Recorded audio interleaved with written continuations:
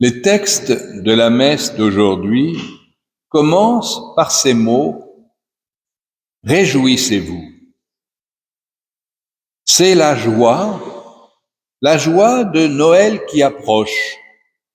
La semaine prochaine, en effet, nous passerons directement du 4e dimanche de l'Avent à la veillée de Noël.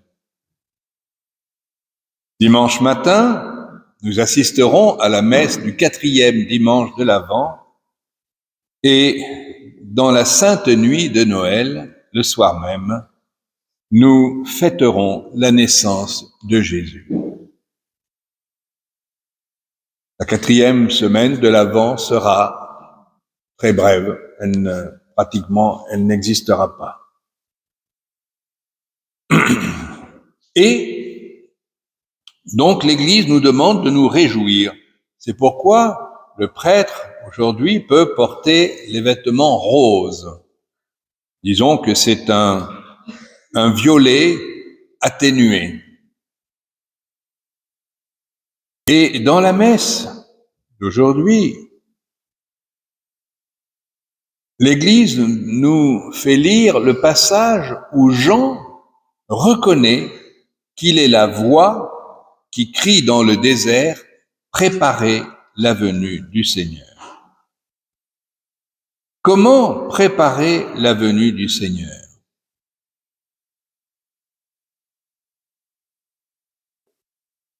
N'oublions pas que Jésus est né à Bethléem et que l'Évangile nous dit il n'y avait pas de place pour eux, Marie, Joseph et Jésus, à l'hôtellerie. Dieu est venu sur la terre et nous n'avons pas trouvé le moyen de lui donner une place.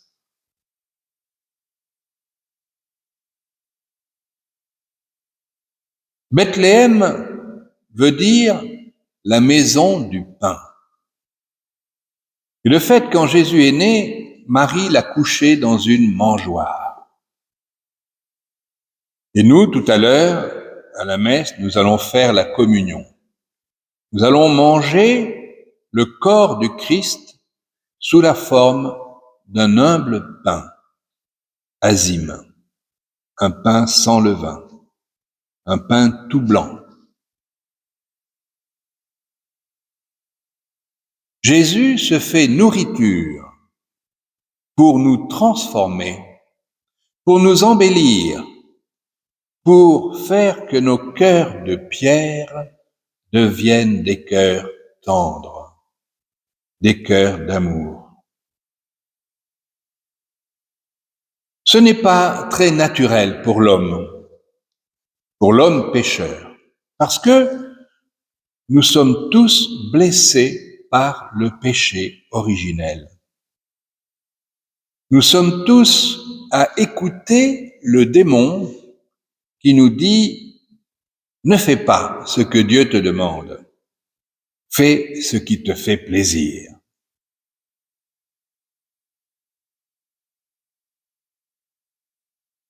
La Vierge Marie a chanté le Magnificat. Mon âme exalte le Seigneur et mon esprit exulte en Dieu mon Sauveur. Elle a connu la joie. Elle a connu la joie parce que, justement, non seulement elle n'avait pas péché, elle n'avait pas le péché originel, mais elle n'a fait aucun péché personnel. Nous la voyons à Jérusalem, dans le temple, quand Siméon lui dit « À toi aussi, un glaive transpercera ton cœur ». Et nous avons tous notre cœur transpercé parce que nous souffrons. Nous souffrons à cause de nos propres péchés et nous souffrons à cause des péchés des autres. Alors, il y a deux solutions. où on se ferme sur sa propre souffrance et on se fait victime. La Vierge Marie ne l'a pas fait. Elle était au pied de la croix et Jésus lui a dit, « Femme, voici ton fils », en lui montrant Saint Jean. Elle a offert son fils innocent, son fils sans péché, son fils qui est Dieu, son fils qui ne lui a jamais fait une tristesse. Elle l'a offert et elle a pris comme ses enfants, nous qui sommes pécheurs, nous qui sommes ceux qui ont tué son fils. Elle est notre maman du ciel. Elle a un cœur de maman. Elle nous prend tous sous son manteau, dans ses bras. Non seulement elle ne nous en veut pas, mais en plus, elle nous aime comme une mère. Et elle intercède pour nous. Quand elle apparaît à Fatima, à Lourdes, et dans tous les lieux où elle apparaît, elle dit « Je fais tout ce que je peux pour retenir le bras de mon fils. Mais convertissez-vous, car le temps est bref. » Nous ne savons pas, même si nous arriverons à Noël. Nous, prêtres, nous parlons avec beaucoup de gens, et encore hier, je parlais avec quelqu'un qui me disait « J'ai un cancer dans la colonne vertébrale, je souffre beaucoup, je crie. » Et alors, comme cette personne ne croyait pas en Dieu, je lui ai dit « Demandez à Marie qu'elle vous aide, parce qu'elle est votre maman, et qu'une maman aime beaucoup ses enfants, et les aime d'autant plus s'ils sont malades. »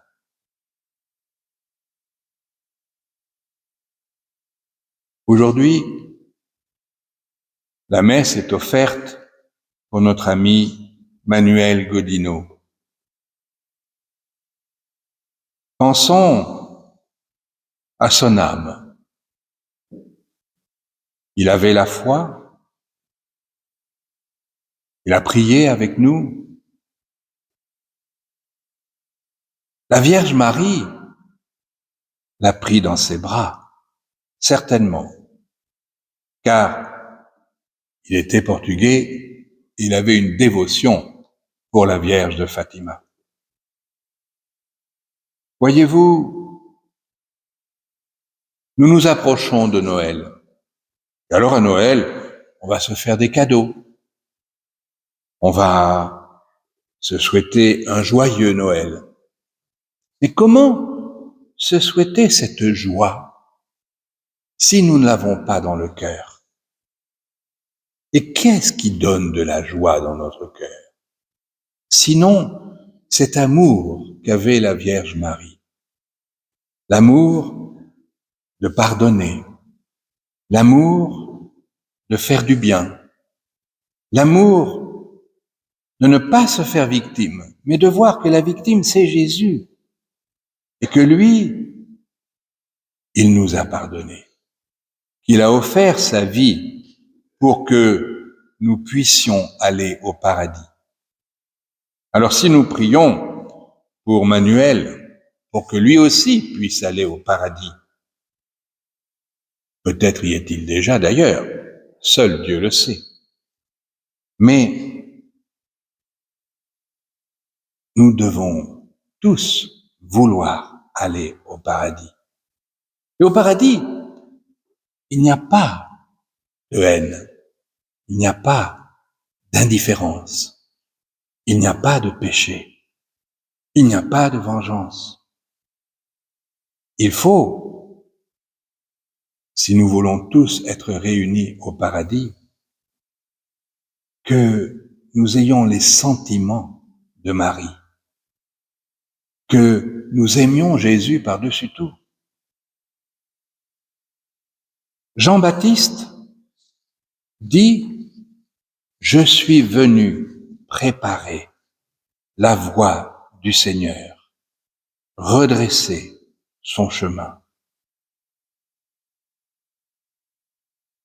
Moi, je baptise dans l'eau, mais au milieu de vous se tient celui que vous ne connaissez pas. Ça, c'est un reproche que Jean-Baptiste nous fait à tous. Nous croyons connaître Jésus. Mais si nous savions à quel point Jésus est doux, à quel point Jésus nous aime, à quel point Jésus a tant souffert pour nous, si nous le savions, nous changerions nos cœurs de violet, de pénitence, de regret. Il deviendrait un peu plus rose, d'amour, de tendresse, de pardon.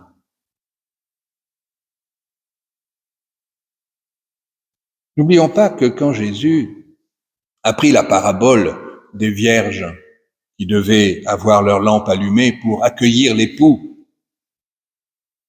et que ces vierges n'avaient pas la lampe allumée, parce qu'il manquait de l'huile. Elles ont frappé à la porte, et Jésus a dit, « Éloignez-vous de moi, je ne vous connais pas. » Saint Jean-Baptiste nous dit, « Au milieu de vous se tient celui que vous ne connaissez pas. » Jésus ne connaît pas ceux qui ne le connaissent pas. Il faut connaître Jésus. Il faut se rendre compte de son amour, de sa bonté, de sa tendresse. Alors, oui, nous connaîtrons la joie de Noël.